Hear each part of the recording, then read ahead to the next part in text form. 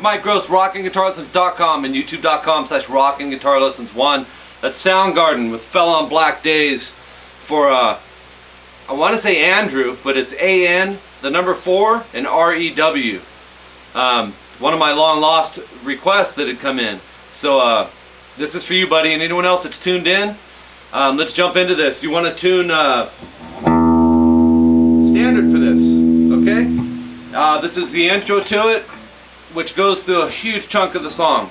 Okay, I have it on my clean channel, but I've upped the gain a little bit, so it gives you a little bit of that bluesy kind of, little bit of grit with it, which is close to what Chris Cornell's doing on this.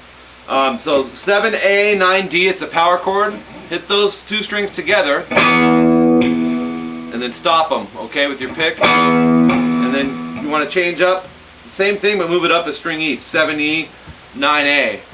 Now on this, it's pretty cool. You want to hit E and A, and just do a real kind of short bend release. Then take your pinky off, or third finger, whatever one you chose to use, and go 7E, 7A, and then open A and D. So far we have, and then go 8E, middle finger, 7A, first finger. And you want to palm mute and go. It'll be 9 times, I believe. I'm going to have to count that again. 5 times.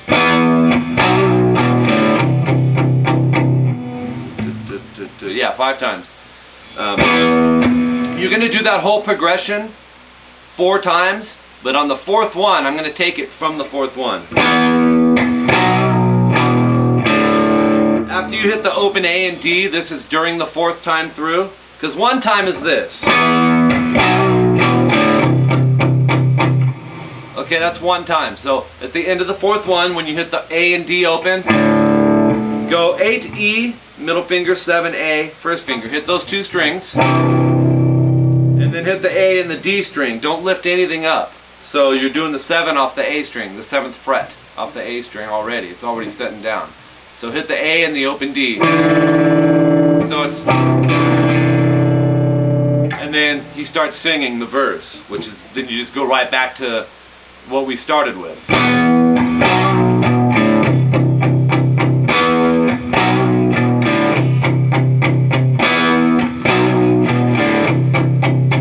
Alright, this kind of reminds me when I first started teaching. I don't know. I started teaching in 1992. And I'll let you guys in on a little bit of the way my mind kind of thought. You know, I was playing in the early 80s, so the shred players were out, man. And I remember when Nirvana came out, I started seeing the music scene change big time, and it broke my heart. Yeah, I still had Randy Rhoads and Malmsteen to listen to and all that, but I was pretty anti for a few years, man, on the whole Seattle grunge thing that took over. And it took me a while to really appreciate it, but Soundgarden was one band that I liked them right off the get-go. And I just thought they were great. And Chris Cornell's voice, you know, always reminded me a little bit of Ronnie James Dio. I don't know. A lot of soul in their stuff, you know. But, of course, as time went on, I started to, you know, I reflected back.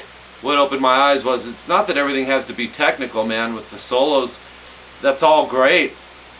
But a good song's a good song, and my favorite band in the world is the Beatles. So I reflected on, listen to "Love Me Do," or you know, "Please Please Me," stuff like that. It was real basic 3-chord stuff, a lot of it. And the Beatles evolved, and they also became one of the most complex bands, in my opinion. So a good song's a good song. It doesn't matter whether it's technical, simple. So, but what I'm getting at is, it took me a while to grow into some of these grunge bands like Nirvana and stuff. I really didn't like them. I started teaching when they came out, so my students were bringing in like Nirvana and Pearl Jam and stuff. But I never had a problem with Soundgarden, and Stone Temple Pilots was another band I always liked. You know, I like Nirvana and stuff now. I'm just saying, just giving you a little history on how my mind thought.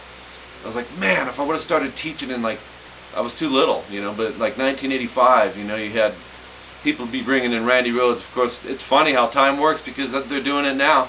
You know, the young cats are bringing in, you know, Jakey Lee and Randy Rhoads. I love it. It's cool.